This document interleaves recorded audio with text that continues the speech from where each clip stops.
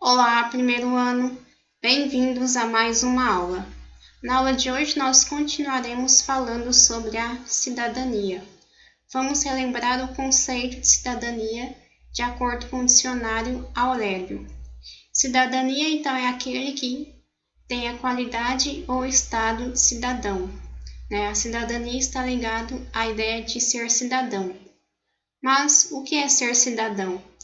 Cidadão é aquele que está no gozo dos direitos civis e políticos de um território. Então, cidadão é aquele que goza os direitos civis e políticos dentro de um território, dentro de um estado. Mas de onde que veio essa ideia de cidadania? Vamos ver o histórico da cidadania. A cidadania vem lá da Grécia Antiga, no qual cidadão era o nome dado ao membro da cidade. Cidadão era aquele que fazia parte da cidade, que era membro da cidade. Entre outras palavras, era aquele que se preocupava com a administração da cidade-estado grega, a chamada polis. Então, o cidadão era aquele que estava responsável pela administração da cidade-estado grega, polis. Cidadão, então, vem a ideia de cidade, vem a ideia daquele que faz parte da cidade. O conceito de cidadania e o surgimento da política. Nós vimos que cidadania, então, é aquele que se preocupa com a administração da cidade-estado grega, a polis. Então, cidadão é a cidadania é a qualidade ou estado de cidadão. Como nós vimos, esse cidadão é aquele que vai estar preocupado com a administração da cidade-estado grega, chamada polis. Então, o cidadão vai ser responsável pela administrar a cidade-estado grega polis. Daí surge a ideia de política, que seria a intenção do bem cuidar da cidade, de cuidar bem da cidade, do bem querer da cidade. E o cidadão que vai fazer essa atividade política. Então, cidadania está diretamente relacionada à ideia de política, a ideia de cuidar bem da cidade. A cidadania hoje, é diferente da cidadania antiga na Grécia. A cidadania é uma conquista árdua. Nem sempre todos tiveram o direito de exercer sua cidadania. Como na Grécia Antiga, apenas os homens gregos, proprietários de terras, tinham o poder de decidir sobre o rumo da cidade. Então, na Grécia Antiga, só era considerado cidadão os homens gregos, adultos e proprietários de terra, ou seja, apenas esses podiam decidir o rumo da cidade. Estavam excluídos então da cidadania as mulheres, os jovens, os pobres, os estrangeiros e os escravos, ou seja, a maior parcela da população estava excluído das decisões políticas da cidade. Estavam excluídos de poderem exercer a sua cidadania. Tal fato é denominado de cidadania restrita. Na Roma Antiga, também existiam restrições no tocante à cidadania. Somente aqueles que eram considerados nobres, os patrícios, acumulavam direitos tais como a propriedade de terra e usufruto do poder político.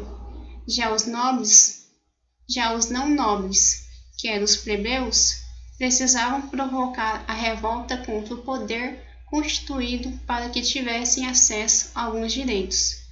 Nós vemos que, tanto na Grécia Antiga como na Roma Antiga, a cidadania não era para todos, Uma minoria possuía a cidadania e a maior parcela da população não eram considerados cidadãos e com isso eles não usufruíam de direitos, eles não tinham acesso a direitos.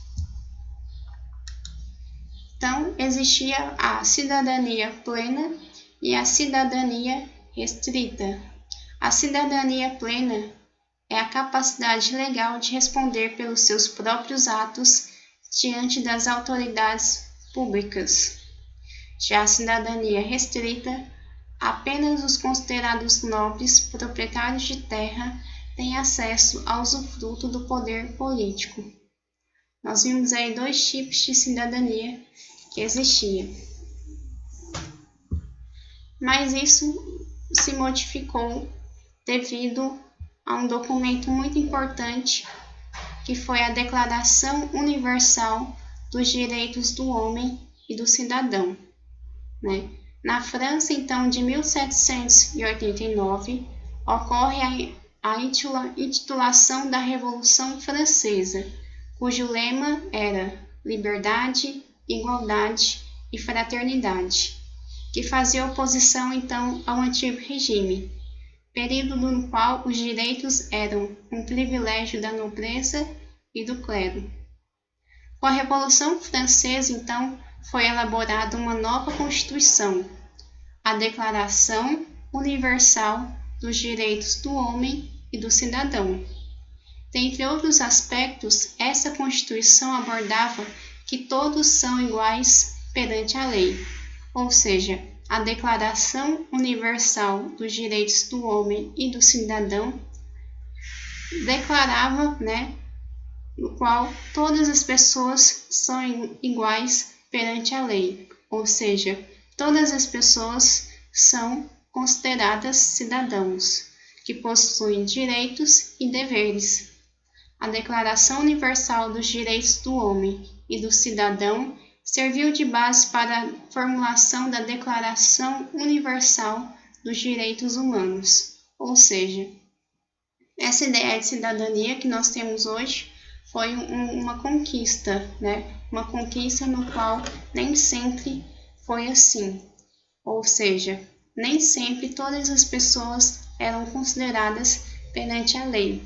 E hoje, apesar de que isso está na lei, nós vemos que ainda há muita desigualdade entre as pessoas, principalmente as minorias, que também são aquelas que não eram consideradas cidadãs no antigo regime e na Grécia Antiga. Então, a cidadania e a luta por igualdade, liberdade e fraternidade. Então, com a Revolução Francesa, assim como a Revolução Inglesa, ocorrida antes do século XIX, forneceu os alicerces da cidadania das sociedades contemporâneas. Ideias tais como respeito aos direitos individuais, de liberdade e de igualdade entre todos puderam ser seguidos com a profundidade, tomando por base experiências concretas desenvolvidas pelo homem. Então, assim como na Revolução Francesa, antes do século XVII, essas ideias de cidadania ainda encontravam bem restrita. Vamos ver a ideia da cidadania e ampliação dos direitos. Então, ainda no século XVIII, na Inglaterra, houve uma ampliação progressiva da cidadania, tendo sido constituída os direitos civis no século XIX, os direitos políticos e, por fim, no século XX, os direitos sociais. Então, essa ideia de direitos sociais, que nós temos ainda muito que buscar, foi apenas no século XX. O que seriam os direitos civis? Os direitos civis está relacionado à liberdade individual e às relações de trabalho. Os direitos civis é ter uma carteira de identidade, possuir título, poder ir e vir, Esses são os direitos civis, que são os direitos relacionados à liberdade individual. Os direitos políticos são os trabalhadores passaram a ter direito de participar no exercício do poder político. Os direitos políticos são o direito de poder votar e ser votado. E os direitos sociais, que são os últimos direitos, que os direitos que só apenas no século XX, né, que foi um direito no qual ainda há muito a adquirir, são os direitos dos trabalhadores a ter acesso à distribuição de renda produzidos no país, mediante a elaboração de políticas sociais universais. Direitos sociais seria direito à educação, à saúde, à alimentação, ao esporte, ao lazer, ao bem-estar, a uma vida digna. Mas qual o papel, então, da polis dentro da cidade, né? Qual que é o papel do cidadão dentro da cidade, da polis, né, da sua cidade? O papel do cidadão. O exercício da cidadania exige a ação por parte de cada cidadão. Não basta apenas reclamar e exigir direitos. Cidadania submete-se, além dos direitos, deveres. Ser cidadão significa não só ter acesso a direitos civis, políticos e sociais, mas também ter consciências desses direitos e cobrar pelo seu exercício.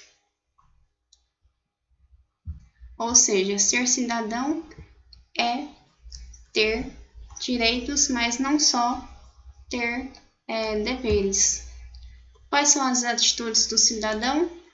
As atitudes de cidadania, por exemplo, o voto, né?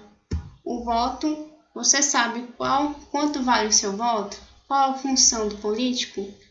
Não tolerar que seu voto for por favores, promessas de emprego ou cesta básica. Por meio do voto, o fruto do exercício da democracia, é possível mudar o seu país.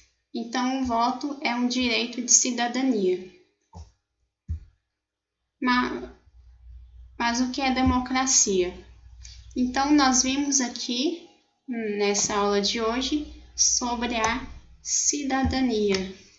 Na próxima aula, nós iremos ver sobre a democracia. Até a próxima aula.